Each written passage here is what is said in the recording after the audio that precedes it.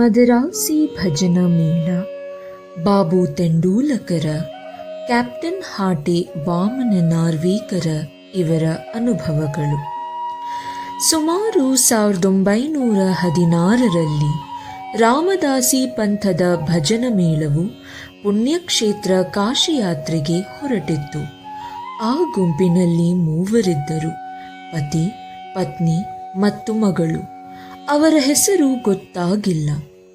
ಶಿರಡಿಯಲ್ಲಿ ಮಹಾಯೋಗ ಸಂಪನ್ನರು, ದಯಾಮಯರೂ ಆದ ಬಾಬಾ ಅವರು ಪ್ರತಿದಿನ ಭಕ್ತರಿಗೆ ಹಣ ಹಂಚುತ್ತಿರುವರೆಂದು ತಿಳಿಯಿತು.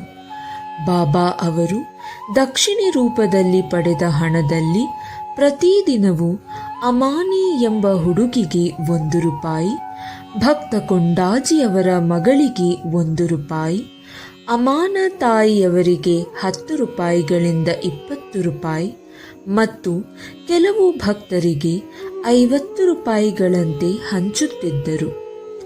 ಇದನ್ನು ಕೇಳಿ ಭಜನಾ ಮೇಳದವರು ಶಿರಡಿಗೆ ಬಂದು ಭಜನೆ ಮಾಡಿದರು. ಆದರೆ ಅವರ ಅಂತರಂಗದಲ್ಲಿ ಹಣದಾಸೆ ಅತಿಯಾಗಿತ್ತು. ಮೇಳದವರೆಲ್ಲರೂ ಹಣದಾಸೆಯಿಂದ ಇದ್ದರು. ಆ ಗುಂಪಿನ ಯಜಮಾನನ ಪತ್ನಿಗೆ ಮಾತ್ರ ಹಣದಾಸೆ ಇರಲಿಲ್ಲ. ಬಾಬಾ ಅವರನ್ನು ಅವಳು ಬಹುವಾಗಿ ಪ್ರೀತಿಸುತ್ತಿದ್ದಳು.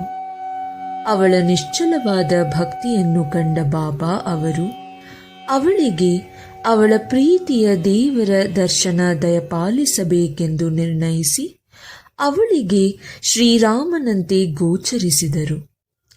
ಇದನ್ನು ಕಂಡ ಅವಳು ಬಹಳ ಆನಂದ ಭರಿತಳಾದಳು. ನಯನಗಳಲ್ಲಿ ಆನಂದ ಬಾಷ್ಪ ಉಕ್ಕಿತು. ಸಂತೋಷದಿಂದ ಕೈ ಮುಗಿದಳು. ಅಲ್ಲಿ ನೆರೆದವರೆಲ್ಲರೂ ಅವಳ ಆನಂದ ಸ್ಥಿತಿಯನ್ನು ನೋಡಿ ಆಶ್ಚರ್ಯಪಟ್ಟರು. ಕಾರಣ ತಿಳಿಯಲಿಲ್ಲ. ಅವಳ ಪತಿಗೆ ಸಾಯಿಬಾಬಾ ಹೇಗೆ ತನಗೆ ಶ್ರೀರಾಮಚಂದ್ರನ ದರ್ಶನವನ್ನು ದಯಪಾಲಿಸಿದರೆಂಬುದನ್ನು ತಿಳಿ ಹೇಳಿದಳು. ಆಗ ಅವನು, ಇದು ಕೇವಲ ಭ್ರಮೆ, ಅದು ಹೇಗೆ ಸಾಧ್ಯ? ಎಲ್ಲರೂ ಸಾಯಿಬಾಬಾ ಅವರನ್ನು ಕಂಡರು, ಆದರೆ ನಿನಗೆ ಮಾತ್ರ ಶ್ರೀರಾಮಚಂದ್ರನಂತೆ ಕಂಡರೆ ಎಂದು ಪರಿಹಾಸ್ಯ ಮಾಡಿದನು. ಆದರೆ ಅವಳು ಕೋಪಗೊಳ್ಳಲಿಲ್ಲ. ಅವಳಿಗೆ ಬಾಬಾ ಅವರು ಆಗಾಗ್ಗೆ ಶ್ರೀರಾಮನ ರೂಪದಲ್ಲಿ ದರ್ಶನವನ್ನು ನೀಡುತ್ತಿದ್ದರು. ಅಪೂರ್ವ ಸ್ವಪ್ನ. ಕೆಲವು ದಿನಗಳ ನಂತರ ಅವಳ ಪತಿಗೆ ಒಂದು ಕನಸು ಬಿದ್ದಿತು. ಅವನು ಒಂದು ದೊಡ್ಡ ಪಟ್ಟಣದಲ್ಲಿ ಪೊಲೀಸರಿಂದ ಬಂಧಿಸಲ್ಪಟ್ಟು ಜೈಲುವಾಸ ಮಾಡುತ್ತಿದ್ದನು. ಬಂದಿಖಾನೆಯ ಹೊರಗಡೆ ಬಾಬಾ ಅವರು ನಿಂತಿದ್ದರು. ಬಾಬಾ ಅವರನ್ನು ನೋಡಿ ರಾಮದಾಸಿ ದೀನಕಂಠದಿಂದ, ನಿಮ್ಮ ಕೀರ್ತಿಯನ್ನು ಕೇಳಿ ಇಲ್ಲಿಗೆ ಬಂದಿದ್ದೇನೆ. ನಮಗೆ ಇಂತಹ ಸಂಕಟ ಬರಬೇಕೆ? ನೀವಿದ್ದರೂ ಸಹ ನಮಗೆ ಸಂಕಟಗಳೇ ಎಂದು ಕೇಳಿದನು.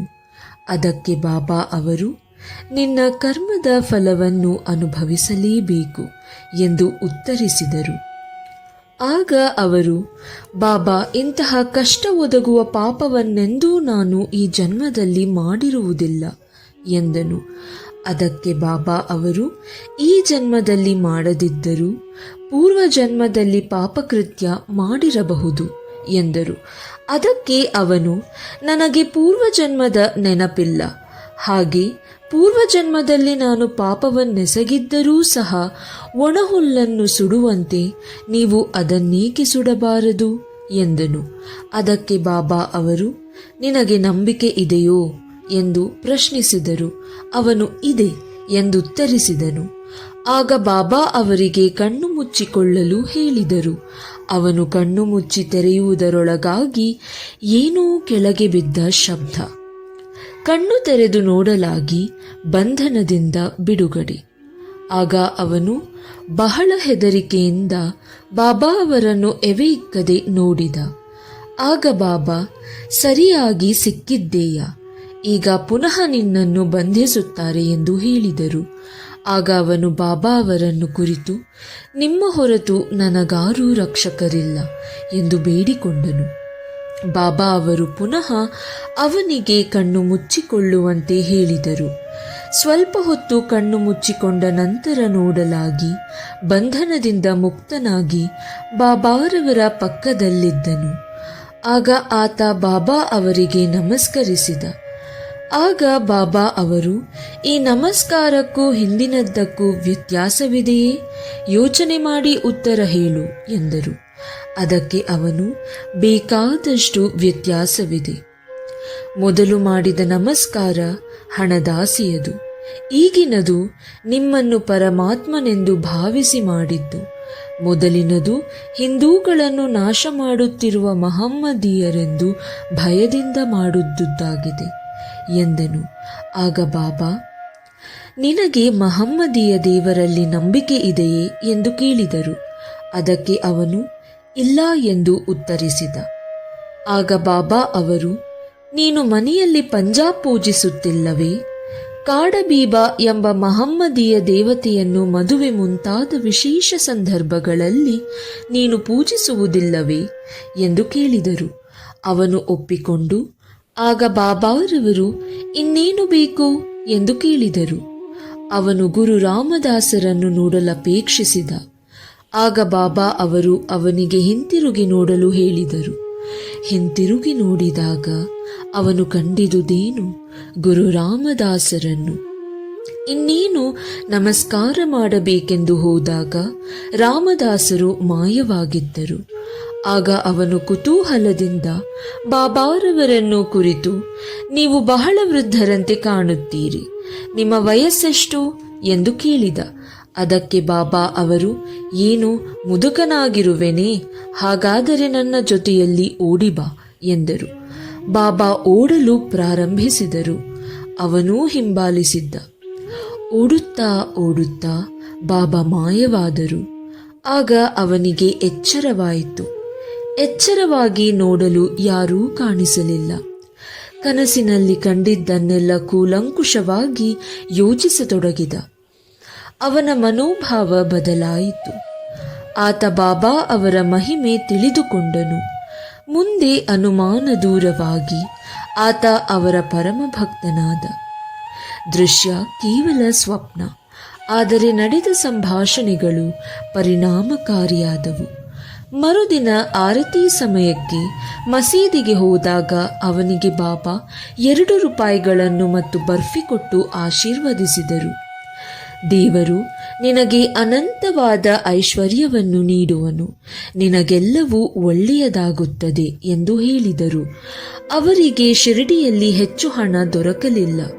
ಆದರೆ ಜೀವನಾದ್ಯಂತ ಬಾಬಾ ಅವರ ಆಶೀರ್ವಾದ ಫಲಿಸಿತು. ನಂತರ ಅವನಿಗೆ ಬೇಕಾದಷ್ಟು ಹಣ ದೊರಕಿತು. ಎಲ್ಲರೂ ಯಾತ್ರೆಯನ್ನು ಮುಗಿಸಿ ಸ್ವಸ್ಥಾನ ಸೇರಿಕೊಂಡರು. ಬಾಬಾ ತೆಂಡೂಲಕರ.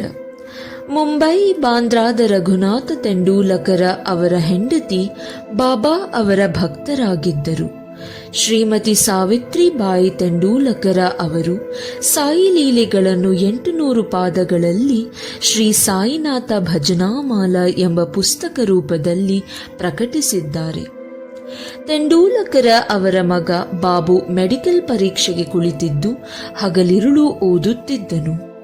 ಕೆಲವು ಜ್ಯೋತಿಷಿಗಳನ್ನು ವಿಚಾರಿಸಿದಾಗ ಅವರು ಈ ಸಾರಿ ಗ್ರಹಗತಿಗಳು ಸರಿಯಾಗಿಲ್ಲವೆಂದು, ಮುಂದಿನ ಸಾರಿ ಪರೀಕ್ಷೆಯಲ್ಲಿ ಜಯ ಪಡೆಯಬಹುದೆಂದು ಅವನಿಗೆ ಹೇಳಿದರು.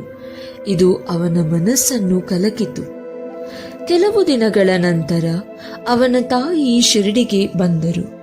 ಬಾಬಾ ಅವರನ್ನು ಸಂದರ್ಶಿಸಿ ಇತರ ವಿಚಾರಗಳೊಂದಿಗೆ ಮಗನ ವಿಚಾರವನ್ನು ಪ್ರಸ್ತಾಪಿಸಿದರು. ಇದನ್ನು ಕೇಳಿದ ಬಾಬಾ, ನನ್ನಲ್ಲಿ ನಂಬಿಕೆ ಇಡುವಂತೆ ನಿನ್ನ ಮಗನಿಗೆ ಹೇಳು. ಜಾತಕ ಜ್ಯೋತಿಷ್ಯವನ್ನು ಸುಡು. ಚೆನ್ನಾಗಿ ಓದಿ ಪರೀಕ್ಷೆಗೆ ಕುಳಿತುಕೊಳ್ಳಲಿ. ಖಂಡಿತ ಈ ಸಾರಿ ತೇರ್ಗಡೆಯಾಗುತ್ತಾನೆ. ನನ್ನ ಮಾತಿನಲ್ಲಿ ನಂಬಿಕೆ ಇಡಿ, ನಿರಾಶನಾಗುವುದು ಬೇಡ ಎಂದರು. ಸಾವಿತ್ರಿಬಾಯಿ ಬಾಬಾ ಅವರ ಸಂದೇಶವನ್ನು ಮಗನಿಗೆ ತಿಳಿಸಿದರು. ಅವನು ಕಷ್ಟಪಟ್ಟು ಬಹಳ ಓದಿ ಪರೀಕ್ಷೆಗೆ ಕುಳಿತನು. ಆದರೆ ತೇರ್ಗಡೆಯಾಗುವೆನೋ ಇಲ್ಲವೋ ಎಂಬ ಅನುಮಾನದಿಂದ ಅವನು ಮೌಖಿಕ ಪರೀಕ್ಷೆಗೆ ಹೋಗಲೇ ಇಲ್ಲ. ಆದರೆ ಪರೀಕ್ಷಕರು ಲಿಖಿತ ಪರೀಕ್ಷೆಯಲ್ಲಿ ಚೆನ್ನಾಗಿ ಅಂಕಗಳು ಬಂದಿರುವುದೆಂದು ಮೌಖಿಕಕ್ಕೆ ಬರಬೇಕೆಂದು ಹೇಳಿ ಕಳುಹಿಸಿದರು. ಈ ರೀತಿ ಉತ್ಸಾಹಗೊಂಡು ಬಾಬು ಮೌಖಿಕವನ್ನು ಸಹ ಮುಗಿಸಿ ತೇರ್ಗಡೆ ಹೊಂದಿದನು. ಇದು ಬಾಬಾ ಅವರ ಮಹಿಮೆಯಲ್ಲವೇ? ಹೀಗೆ ಅನುಮಾನಗಳು ಮತ್ತು ಕಷ್ಟಗಳು ನಮ್ಮ ನಂಬಿಕೆಯನ್ನು ದೃಢಪಡಿಸಲು ಸುಗವೇ ನಮ್ಮನ್ನು ಆವರಿಸುತ್ತವೆ ಮತ್ತು ನಮ್ಮನ್ನು ಪರೀಕ್ಷಿಸುತ್ತವೆ. ನಾವು ನಿಶ್ಚಲವಾಗಿ ನಂಬಿಕೆಯಿಂದ ಬಾಬಾ ಅವರನ್ನು ಅವಲಂಬಿಸಿದರೆ ನಮ್ಮ ಪ್ರಯತ್ನಗಳೆಲ್ಲವೂ ಫಲಿಸುತ್ತದೆ. ಈ ಹುಡುಗನ ತಂದೆ ರಘುನಾಥರಾವ ಮುಂಬಯಿಯಲ್ಲಿ ಒಂದು ವಿಲಾಯತಿ ಮಾರಾಟದ ಕಂಪನಿಯಲ್ಲಿ ಕೆಲಸ ಮಾಡುತ್ತಿದ್ದರು. ಅವರಿಗೆ ಬಹಳ ವಯಸ್ಸಾಗಿದ್ದುದರಿಂದ ಸರಿಯಾಗಿ ಕೆಲಸ ಮಾಡಲು ಸ್ವಲ್ಪ ವಿರಾಮ ಬೇಕಿತ್ತು. ರಜಾ ಪಡೆದರು. ಆದರೂ ಪರಿಸ್ಥಿತಿ ಸುಧಾರಿಸಲಿಲ್ಲ. ಕಾರಣ ಅವರು ನಿವೃತ್ತ ಹೊಂದಬೇಕಾಯಿತು. ಪ್ರಾಮಾಣಿಕವಾಗಿ ಅವರು ಸೇವೆ ಮಾಡಿದ್ದರಿಂದ ಆ ಸಂಸ್ಥೆಯ ಮುಖ್ಯಾಧಿಕಾರಿಯು ಅವರಿಗೆ ವಿರಾಮ ವೇತನೆ ಕೊಡಬೇಕೆಂದು ತೀರ್ಮಾನಿಸಿದರು. ವಿರಾಮ ವೇತನೆ ನಿಶ್ಚಿತ ಮಾಡಿರಲಿಲ್ಲ. ಅವರಿಗೆ 150 ರೂಪಾಯಿ ಸಂಬಳ ಬರುತ್ತಿತ್ತು. ಆದುದರಿಂದ ವಿರಾಮ ವೇತನವು 75 ರೂಪಾಯಿ ಸಿಗಬಹುದೆಂದು ತಿಳಿದು ಜೀವನವನ್ನು ಮುಂದೆ ಹೇಗೆ ನಡೆಸುವುದು ಎಂದು ಚಿಂತಾಂಕೃತರಾಗಿದ್ದರು. ಆಗ ಬಾಬಾ ಅವರು ಶ್ರೀಮತಿ ತೆಂಡೂಲಕರ ಅವರ ಸ್ವಪ್ನದಲ್ಲಿ ಕಾಣಿಸಿಕೊಂಡು, ನಿಮ್ಮ ಪತಿಗೆ 100 ರೂಪಾಯಿ ವಿರಾಮ ವೇತನೆ ದೊರಕಿದರೆ ಸಂತೋಷವಾಗುತ್ತದೆಯೇ ಎಂದು ಕೇಳಿದರು. ಅದಕ್ಕೆ ಅವರು, ಬಾಬಾ, ನಮ್ಮನ್ನೇಕೆ ಕೇಳುವಿರಿ? ನಿಮ್ಮಲ್ಲಿ ನಮಗೆ ಸಂಪೂರ್ಣ ನಂಬಿಕೆ ಇದೆ.